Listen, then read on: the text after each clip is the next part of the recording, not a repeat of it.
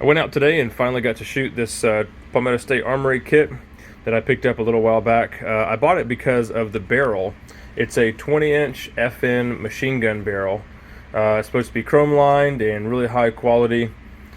Everything else was pretty, run-of-the-mill. The problem that I had was I could not get this thing to run more than 1 or 2 shots. The best I got out of it in the beginning was just 2 shots. So it looked like it just wasn't getting any gas back here, or not getting enough gas. I pulled the carrier, all the grease that I applied to it was still there. It really wasn't even being disturbed. Where normally you'd get, the gas is going to come back and your grease is going to go everywhere. So yeah, it looked like it was just way under gassed. So I pulled out the big buffer, the full length buffer, and put in just a regular 3-ounce carbine buffer, and then it started to run. So yeah, that's not very cool. So I went ahead and ran some rounds through it, thinking maybe the surfaces inside were rough, it kind of needed to break in. I did fully disassemble the bolt and lube it properly, make sure the gas rings were correctly timed. But anyway, yeah, this thing just would not run in the out of the box configuration. I had to put in a light buffer.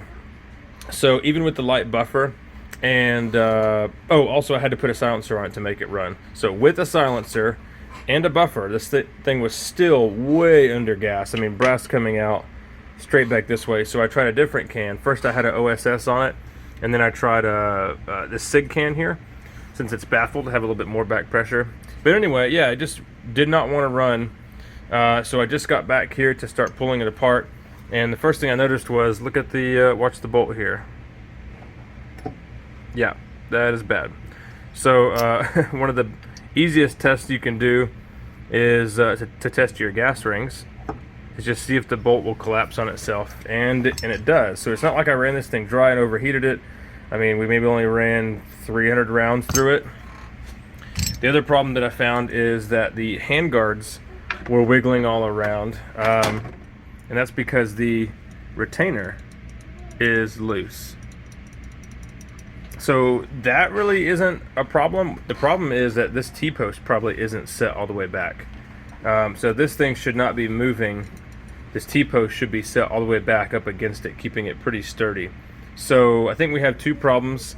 We're probably not getting proper gas from the gas block, and then also these gas rings are just totally shot. Took the gas block off of the upper here so we could see if it was misaligned, and it was not. So it was perfectly aligned. The size of the gas port is a little bit too small though, at 0.0083 about. So this should be about 10 thousandths bigger. It should be 0.093 at the minimum, maybe even a little bit higher. So we're going to drill this thing out using a 3/32 drill bit. One more thing to add to this PSA kit. I got the gas port re-drilled. I noticed the forward assist didn't work.